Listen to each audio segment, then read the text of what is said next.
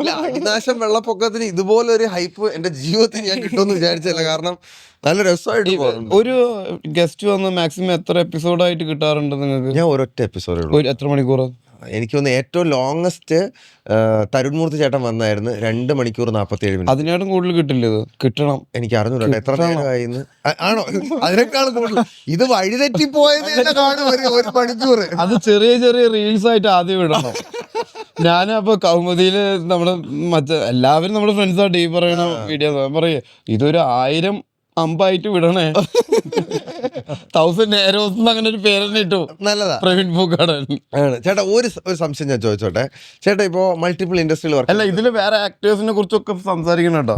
തീർച്ചയായിട്ടും നമുക്കൊരു ഗ്യാപ്പ് കിട്ടി കഴിഞ്ഞാൽ നമ്മൾ സംസാരിക്കും. അല്ല, ഞാൻ ഇത്രയും കാലം മിണ്ടാതിരിക്കുകയായിരുന്നു. ഈ ഡയാന രാജകുമാരിനെ പോലെ. ഡയാനേ അവിടെ ഉണ്ടല്ലേ. അപ്പോ ഈ തെലുങ്കിൽ ഇപ്പൊ വർക്ക് ചെയ്തില്ല ചേട്ടാ? തെലുങ്കിൽ തമിഴിലും ചേട്ടൻ അത്യാവശ്യം പടങ്ങൾ വർക്ക് ചെയ്തിട്ടുണ്ട്. നമ്മുടെ ഇൻഡസ്ട്രി എന്നിപ്പോൾ ചേട്ടൻ പറഞ്ഞു നമുക്ക് ഇവിടെ പ്രൊഡക്ഷൻ ഹൗസുകളില്ല എന്ന് പറഞ്ഞാൽ കുറവാണ് കമ്പാരിറ്റീവ്ലി നോക്കണം. അവിടെയൊക്കെ പ്രൊഡക്ഷൻ ഹൗസുകളാണോ ഈ കാര്യങ്ങൾ ഹാൻഡിൽ ചെയ്യുന്നത്, അതോ അവിടുത്തെ ഇൻഡസ്ട്രി ഭയങ്കര ഡിഫറെൻ്റ് ആണോ നമ്മുടെ നിന്ന്? അവിടെ എന്താണെന്ന് വെച്ച് കഴിഞ്ഞാൽ ഈ പ്രൊഡക്ഷൻ ഹൗസും താരങ്ങളും ഒക്കെ ഒരേ താരങ്ങൾ ബേസ്ഡ് ആണ് തെലുങ്ക് കൂടുതൽ.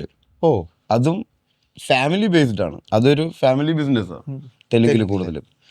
അതിൽ ഈ ഇപ്പം NTR ആണെങ്കിലും നാഗാർജുന ആണെങ്കിലും ചിരഞ്ജീവി ആണെങ്കിലും ഈ പറഞ്ഞ ഒരു പ്രഭാസ് ആണെങ്കിലും അല്ലെങ്കിൽ മഹേഷ് ബാബു ആണെങ്കിലും ഇവരൊക്കെ പിന്തലമുറ ഇവരുടെ മുന്നേയുള്ള ആളുകളൊക്കെ സിനിമയുമായി ബന്ധപ്പെട്ടും സിനിമ ഫാമിലികളുമാണ്.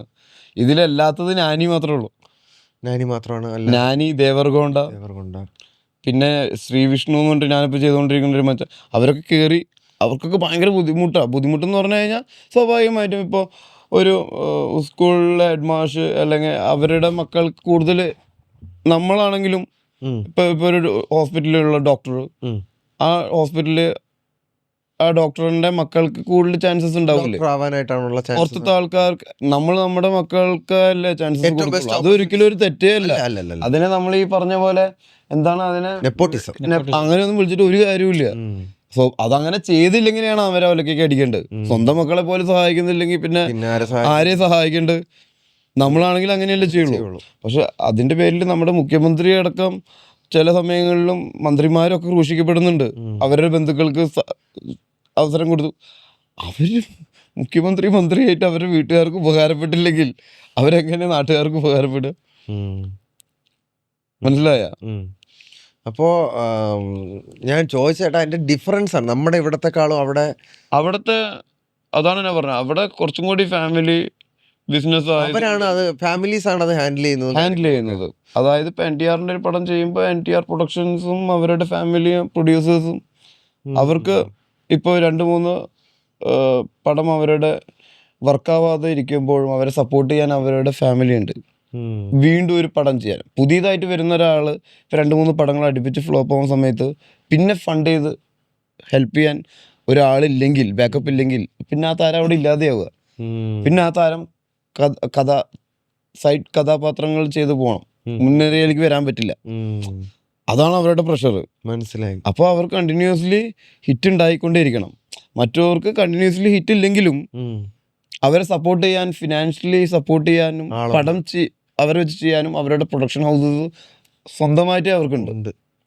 മനസ്സിലായി. അപ്പോൾ അവർ സ്റ്റാർട്ടപ്പ് മെയിൻറ്റെയിൻ ചെയ്ത് പോകാം അവർക്ക്. പിന്നെ എന്തൊക്കെയാണെങ്കിലും ഈ മണി പാരമ്പര്യമായിട്ട് കിട്ടുകയാണെങ്കിൽ നമ്മൾ പറഞ്ഞു കേട്ടിട്ടില്ലേ, ആദ്യത്തെ തലമുറക്കാരൻ നടന്ന് സ്കൂളിൽ പോയവൻ പിന്നീട് ബസ്സിൽ പോവും, അടുത്ത തലമുറക്കാരൻ പിന്നീട് അവൻ കഷ്ടപ്പെട്ട് കാറ് വാങ്ങും, പിന്നത്തെ തലമുറക്കാരൻ കാറിൽ പോവും, പിന്നെ കാറിൽ പോയവൻ ഫ്ലൈറ്റിൽ പോവും, പിന്നത്തെ തലമുറ, പിന്നത്തെ ആ തലമുറക്കാരൻ പിന്നെ അതൊക്കെ നശിപ്പിച്ച് വീണ്ടും അടുത്ത തലമുറക്കാരൻ നടന്നുകൊണ്ട് പോകും.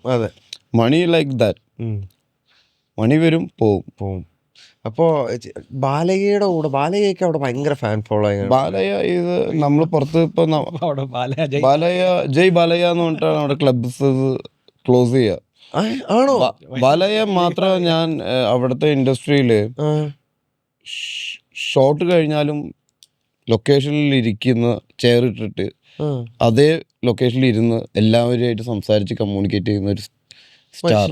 ബാക്കി എല്ലാവരും ഇപ്പം നമ്മളാണെങ്കിലും ഇപ്പോൾ കാരവനിൽ പോകും, പക്ഷെ പുള്ളി അവിടെ തന്നെ ഇരുന്ന് എല്ലാവരുമായിട്ട് കമ്മ്യൂണിക്കേറ്റ് ചെയ്യും. അതുകൊണ്ടാണ് പുള്ളിക്ക് കൂടുതൽ അഗ്രസീവ് ആണെന്നുള്ള പേരും, അല്ലെങ്കിൽ ഒരാൾ നിരന്തരം പ്രവർത്തിക്കുന്നതുകൊണ്ടാണല്ലോ പ്രവർത്തനത്തിലെ തെറ്റുകുറ്റങ്ങൾ ആളുകൾ അറിയുന്നത്. പ്രവർത്തിക്കാതിരിക്കുന്ന ഒരാളുടെ തെറ്റുകുറ്റങ്ങൾ അറിയില്ലല്ലോ. അല്ലെങ്കിൽ നിരന്തരം ആളുകളുമായിട്ട് കമ്മ്യൂണിക്കേറ്റ് ചെയ്യുന്ന ആൾക്കാണല്ലോ പേരുദോഷം പെരുമാറ്റദോഷം ഉണ്ടാവുക, അതെ. അല്ലേ? അത് അങ്ങനെയാവണമെന്നല്ല ഞാൻ പറഞ്ഞത്. കൂടുതലായിട്ട് ഇടപെടുമ്പോൾ കൂടുതലാണ്. ചാൻസസ് കൂടുതലാണ്. ആ തെറ്റിദ്ധരിക്കപ്പെടാനും, മനസ്സിലായ, ഒരാളായിട്ട് കമ്മ്യൂണിക്കേറ്റ് ചെയ്യുന്നില്ലെങ്കിൽ തെറ്റിദ്ധാരണ ഉണ്ടാവില്ല അയാളെ കുറിച്ച്. ആരും ഒന്നും പറയാനും പോകുന്നില്ല. ഞാൻ ഡാഡിയായിട്ട് എൻ്റെ ഡാഡി ലൊക്കേഷനിൽ വന്നിട്ട് ഞാൻ നോക്കുമ്പോൾ 1 മണിക്കൂറോളം തെലുങ്ക് അറിയാത്ത ഡാഡിയും മലയാളം അറിയാത്ത ബാലയും കൂടി ഇരുന്ന് സംസാരിക്കും. എന്താ സംസാരിച്ചേ? അതാണ് ബോഡി ലാംഗ്വേജ് എന്ന് പറഞ്ഞു കഴിഞ്ഞാൽ. ഏയ് സാർ പാക എന്താ ഇന്ന ഗ്ലാസ്. ആക്ടറിനെ സംബന്ധിച്ച് ബോഡിയാണ്, സിനിമയെ സംബന്ധിച്ച് ബോഡി ലാംഗ്വേജ് ആണ് മെയിൻ. നമ്മളിപ്പോൾ കൊറിയൻ പടം കാണുന്നത് ഭാഷ മനസ്സിലായിട്ട് കാണാം. അല്ല, സിനിമയുടെ ലാംഗ്വേജ് എന്ന് പറഞ്ഞാൽ ബോഡി ലാംഗ്വേജ്. ഒരു ആക്ടർ ഡയലോഗ് കൊണ്ടല്ല അഭിനയിക്കുന്നത്, ഡയലോഗ് കൊണ്ടല്ല കമ്മ്യൂണിക്കേറ്റ് ചെയ്യുന്നുണ്ട്, ബോഡി മുഴുവനുണ്ട് അയാൾക്ക്. അയാളുടെ ബോഡി ആണ് അയാളുടെ ടൂള്. അത് വെച്ചൊക്കെ നമുക്ക് ഒരുപാട് ഗ്രാസ്പ് ചെയ്തെടുക്കാൻ പറ്റും.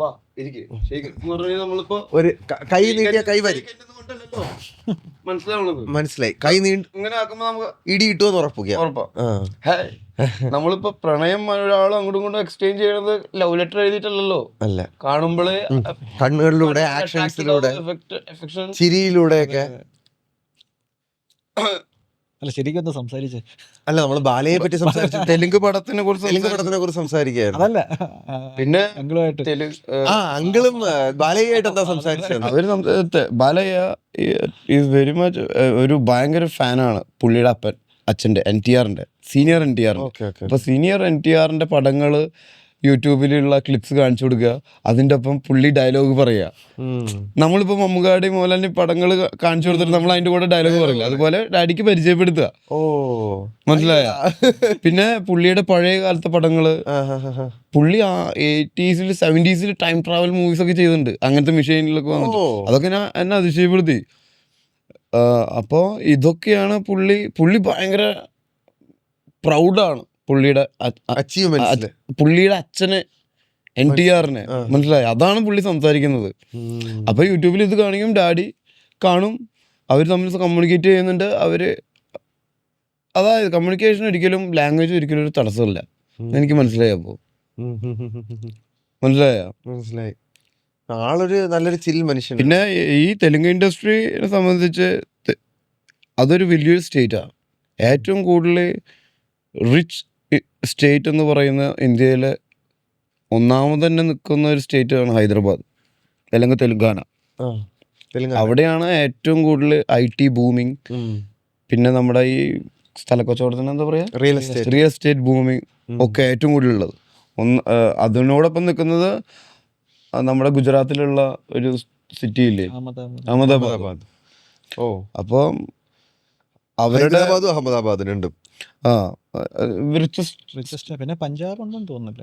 പഞ്ചാബ് അങ്ങനെയല്ല, ഈ IT ഭൂമി ഡെയിലി മാറിക്കൊണ്ടിരിക്കും. നമ്മൾ ദുബായ് പോലെയാ. നമ്മളിപ്പോ അടുത്ത ആഴ്ച ഷൂട്ടിന് അവിടെ ചെല്ലുമ്പോൾ പുതിയ ബിൽഡിങ്സ് വന്നിട്ടുണ്ടാവും, സ്മാർട്ട്. അതായത് ഇങ്ങനത്തെ ടൗൺഷിപ്പുകൾ കുറച്ചുകൂടെ ബിസിനസ് ഫ്രണ്ട്ലി ആണെന്ന് തോന്നുന്നല്ലേ? എന്താന്ന് വെച്ച് കഴിഞ്ഞാൽ IT ആണല്ലോ എല്ലാത്തിന്റെയും മെയിൻ പരിപാടികൾ ഇപ്പോ. അപ്പൊ അതുമായി ബന്ധപ്പെട്ടിട്ട് എല്ലാ നാട്ടിലെ ചെറുപ്പക്കാരും അവിടെ വരുന്നു. അപ്പൊ ഈ പറഞ്ഞ പോലെ എക്കണോമി വലുതാവും, ആളുകള് അവിടെ ജോലി സാധ്യത കൂടും.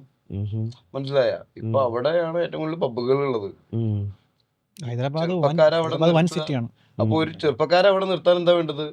ചെറുപ്പക്കാർക്ക് വേണ്ട സാധനം, അതെ, പബ്ബുകള്, ക്ലബ്ബുകള്. അല്ലാതെ അവിടെ അമ്പലങ്ങളും പള്ളികളും പണിത് കഴിഞ്ഞാൽ ചെറുപ്പക്കാരെ അവിടെ നിൽക്കില്ലല്ലോ. അപ്പൊ ചെറുപ്പക്കാരെ ആവശ്യമുള്ള സ്ഥലങ്ങൾ എന്താ ചെയ്യേണ്ടത്? അവരുടെ ടാലന്റ് ആവശ്യമുള്ളവര് അവർക്ക് ആവശ്യമുള്ള സാധനങ്ങൾ നിർത്തും, ക്രിയേറ്റ് ചെയ്യാം. അപ്പൊ അവിടെ കൂടുതൽ സാധ്യതകൾ ഉണ്ടാവും, കൂടുതൽ ബിസിനസ് ഉണ്ടാവും. ചെറുപ്പക്കാരാണ് ഏറ്റവും കൂടുതൽ മണി ചെലവാക്കുന്നത്, കാശ്. മനസ്സിലായ? നമ്മളൊരു പ്രായം കഴിഞ്ഞ് നമ്മൾ സേവ് ചെയ്ത് തുടങ്ങും, ഇല്ലേ? അല്ലാതെ ഇപ്പൊ 25 വയസ്സുകാരനെ ഒരു 25,000 ഉറുപ്പിട്ട് അവന് 30,000 ഉറുപ്പിയില് അല്ലെങ്കിൽ 60,000 ഉറുപ്പിക ചെലവാക്കും. എക്കണോമി എങ്ങനെയാണ് ഒരു സ്റ്റേജ് പിച്ച് ആവണേന്ന് മനസ്സിലായി.